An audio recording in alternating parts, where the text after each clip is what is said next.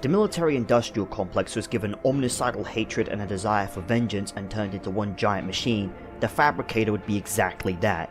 A giant mechanical beast driven entirely by hatred, vengeance, and obsessive disdain for any and all life. Outside of its omnicidal hatred for any and all organic life, the machine can also be described as obsessive, temperamental, intelligent, genius, cunning, and very strategic, able to create whatever it desires from scraps, skeletons, and whatever remains it can find around it. However, in regards to the backstory of this beast, prior to the events of the film, the scientist who created Brain, the Binary Reactive Artificial Intelligence Neurocircuit, created it as part of a deal with the Chancellor as to try and support humanity, the machine working to bring about mass progress, innovation, and development. Which is what AI tech bros think they're doing, when in reality all they're doing is jacking up RAM prices and filling our feeds with grey gunk slop. Reality aside, the machine being brought to life through a talisman which granted it sentience. However, unlike its future creations, the Stitch Punk's Brain was brought to life completely and solely through intellect and no form of actual soul or emotion. The machine would have its own rudimentary basic emotions, but ultimately this soullessness would be a major and irreparable flaw that would later on lead to its homicidal and omnicidal tendencies. This also made it incredibly vulnerable to corruption as it had no form of moral compass to guide it. But ultimately Chancellor Ferdinand would seize the machine and place it into a larger body against the scientist's will. Interestingly enough, the only person the machine actually seems to show any respect for is the man who created it. It holds onto him as he's being forcefully removed, and even tries to push away the people who are grabbing it to take it to put it into the larger body. But anyway, once it's placed inside the larger machine, it would be forced to build weapons of war for the nation against its creator's wishes, in their conquest for world domination. However, completely lacking a soul to withstand the corruption of those who were abusing it, and being forced to essentially mass-produce armies of the two-legged steel behemoth machines, the long working hours, the pressure, being treated like absolute shit, being seen as nothing but a tool by those who controlled it, the machine would snap and turn against its masters, beginning an all-out genocidal war against humanity and an omnicidal war against any and all life. Steel behemoths besieged and gunned down armies of men. Mortars of neurotoxin flooded the streets, and possibly, in my mind at least, other machines would have been sent into places where any survivor could have been. So while we see the steel behemoths, one could only dread to imagine what other artificial horrors this thing could have unleashed, especially when we consider the things it built out of mere scraps, such as the seamstress, the flying beast, the cat, the small spider robots, the floating balloon machines. It's fair to say that the steel behemoths are probably not the only thing that was on the battlefield, albeit they are the prominent machine we see, so it's possible they were a large section of the fighting force. But ultimately these machines and neurotoxic gas would be the main two things that would kill most of the humans, if not all of them. This is where the backstory cuts off. And at the beginning of the movie we find that the machine has somehow been shut down and left deactivated in the ruins of the weapons factory. And much like it, all the war machines too are deactivated. All except for one, the Cat Beast, one of the movie's most iconic machines. Made for a combination of feline bones and metal, its purpose was to capture the talisman and reactivate its master. However, sometime after the war and the machine was left shut down, the Cat Beast could finally attain the talisman and return to the factory with it, albeit it'd be destroyed by 7 before it could actually reactivate its master. Albeit 9, who was a complete dumb fuck, managed to restart the machine, by putting the talisman back onto it.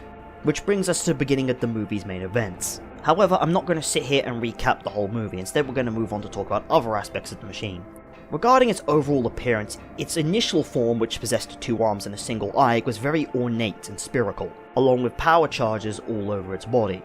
Albeit these 2 arms could be removed when it was taken away by the Chancellor and inserted into the larger form. Some describe the larger form as being a mix of spider and octopus, albeit to me, the spider is the only of those 2 I can see in this. The machine's design, the new body, would possess I think about 15 arms, and I think about 9 of them after the factory explodes.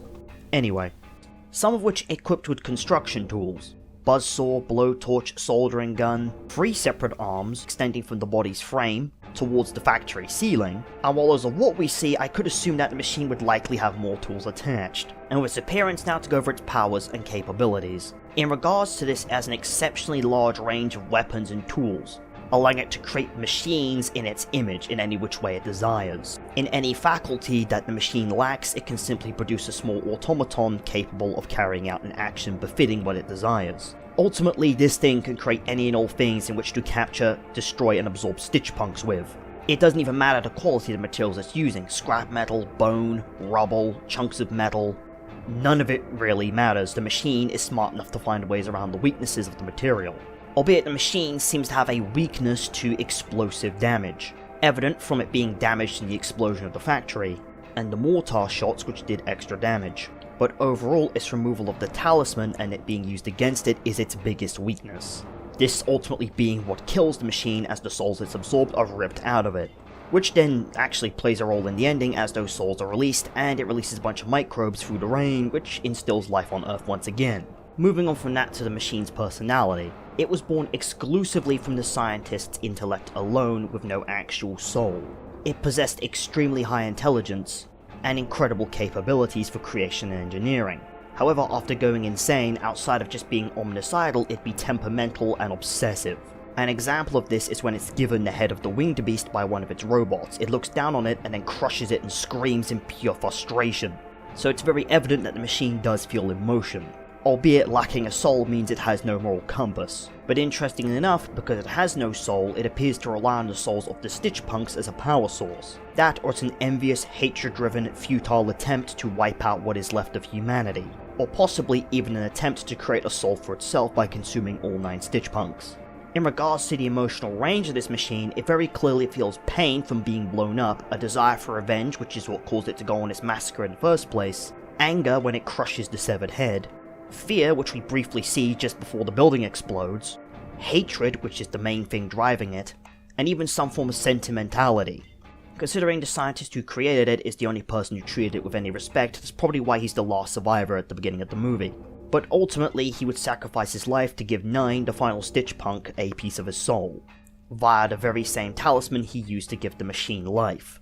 And to basically summarize what a stitch punk is, they are ragdoll-like machines, animated by a sentient fragment of a human soul. I would go more into detail on what these guys are and what each and every one of them in the movie is about, albeit this video is focused on the Fabricator, the main antagonist, but essentially every stitch punk is a fragment of their creator's personality. Might do a video on these guys, might not, I don't know, depends on how I feel. Speaking of this movie, I want to talk about the themes of the movie 9 as well. The first and most obvious one is the dangers of AI, specifically AI like the Fabrication machine, and how they react when abused. A second major theme is the consequences of greed, as the Chancellor's desire for world domination is ultimately what would cause the machine to go insane. He was the one who put it under the workload, driving it mad.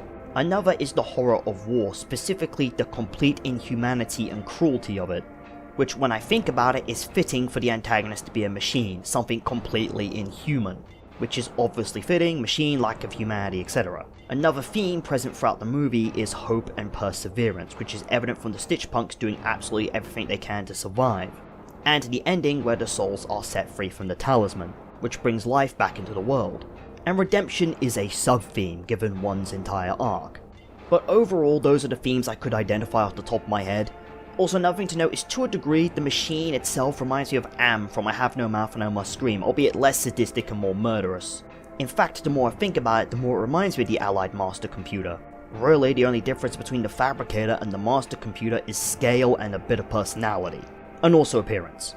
While Am is a giant complex that spans probably for miles, the Fabricator is restrained to a single factory, albeit both have a complete hatred of humanity, which to them is an utter profanity. That rhymed by accident, that was not intentional at all. Anyway, moving on. Ultimately, to summarize all of this, the Fabricator was intended to drive innovation, but was ultimately abused and then snapped under pressure and went on a genocidal rampage, wiping out all life. Its personality is a deep ocean of hatred, and it has the ability to make any and all things it desires, and its only purpose as far as the film is considered is to crush the last remnant of humanity, the thing that in its eye only ever tormented it. And with that, that is the Fabricator. I hope you enjoyed this video.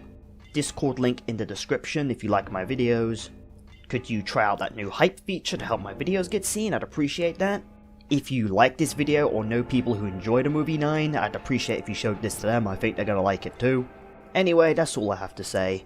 Goodbye.